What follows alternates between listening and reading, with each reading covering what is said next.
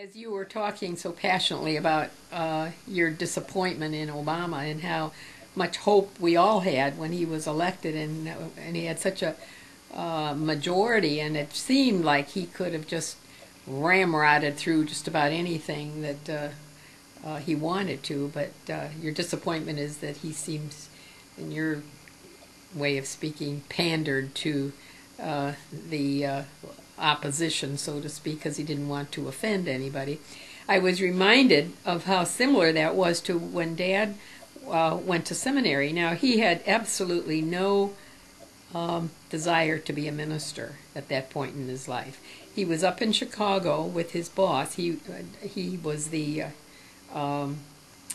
director of public relations for the Kansas City Chamber of Commerce, and they had come to a convention at Northwestern University, and Dad had remained in the reserves after World War II and had really escaped with his life several times. I mean, he was both a bomber pilot and a fighter pilot, and he had several close calls, and it was kind of like the war was over, and similar to the election is over, we won it, and then he was suddenly called. We got in this Korean War, and he was called into active duty. He was going to be called into active duty. And he was so discouraged. I didn't know him at this time, but he told me he was so discouraged to think we'd fought for world peace at a huge cost for so many years, and now we were back in another war. And he said that he just knew in his heart he would not survive another war. That's the way he felt. And so he was telling his boss about this, and they got into some other discussions about spiritual matters and so forth. And I think Dad said something like, where is God in all this, or whatever. I mean, I wasn't there. But so his boss, who was a very staunch Catholic, a few years older than him, said, I think you need to go someplace where they're talking about God. That seems to be what, you're having like a spiritual crisis here. And so he listened to him, and he said, I understand that there are some very good seminaries here in the Chicago area, and maybe you could go visit one of them and talk to somebody about this dilemma that you find yourself in. So he ended up going out to the University of Chicago, and he met the dean of students, who was not much older than him. And Dad, just laid it on the line how he felt about the world situation, and he ranted and raved at him, according to the way he told me the story, and said, here you are sitting out here in this little ivory tower where everybody is a conscientious objector, and they're saving their skins, and I'm going to have to go back and fight another war, and what have you done, and blah, blah, blah. You went on and on and on. And wisely, I suppose, you could say this dean just listened to him rant for a long time, and finally he said, so, what do you plan to do about it? And that was kind of like almost the end of the conversation. And it just took him by such a surprise, in a way, like, oh, you mean if I don't like what's going on, I have a responsibility to change things or to do something about it? And, I was struck by, as you and I were talking about the current situation, we can just sit and rant and rave all we want to about Obama and Lieberman and, Republicans and everything else, but what are we going to do about it? And I don't think there's an easy answer to it. But as a result of that conversation, he said to Dad, this dean said to him, if you want to come here as a student, a special student, he said, I will waive all the requirements for admission, and you can come here as a special student and work this out with yourself. He wasn't inviting him to become a minister, really.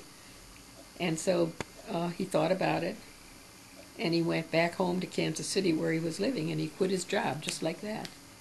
Put his few things in a suitcase and went back to Chicago and enrolled in the university divinity school. And that's how that all happened.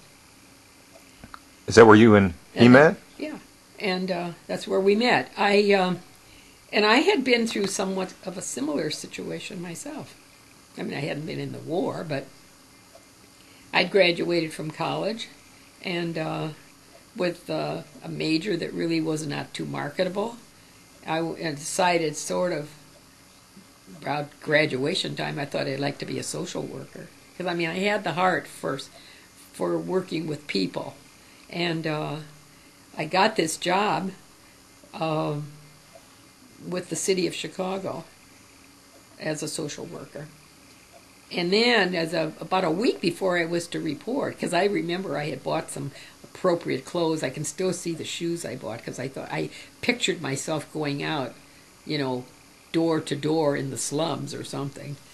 And but about a week before, I was notified that I was not going to be hired because the position was only open to residents of the city of Chicago, and I didn't live in the city. Now, I could have moved, but I chose not to. I was still living at home. And so about that time, I was quite active in my church, and I was very close friends with the minister and some of the staff people who weren't much older than I was, the youth minister and his wife and the director of Christian education. And they talked, I was presenting my dilemma about the meaning of my life and the meaning of life in general, and they all suggested that I go to seminary.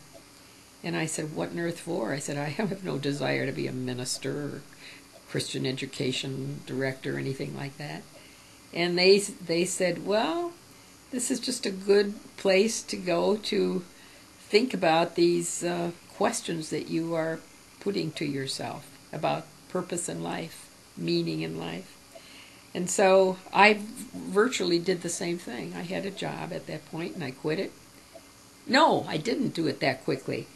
I remember Phoebe Anderson was the director of Christian education, and she was about 5 or 6 years older than me, and she said, because she had graduated from there, and she said, I'll get an application. So she got it, and she said, just fill it out, and I'll present it. And so I filled it out. Never really thought I would follow up on it.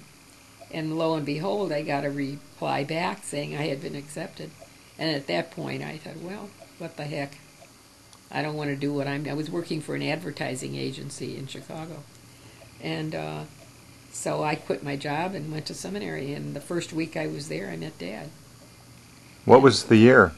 1950. 50? 50. No, wait a minute. Yeah, I think it was... No, it was 51. It was January 51, and we were married we were married in September of that year.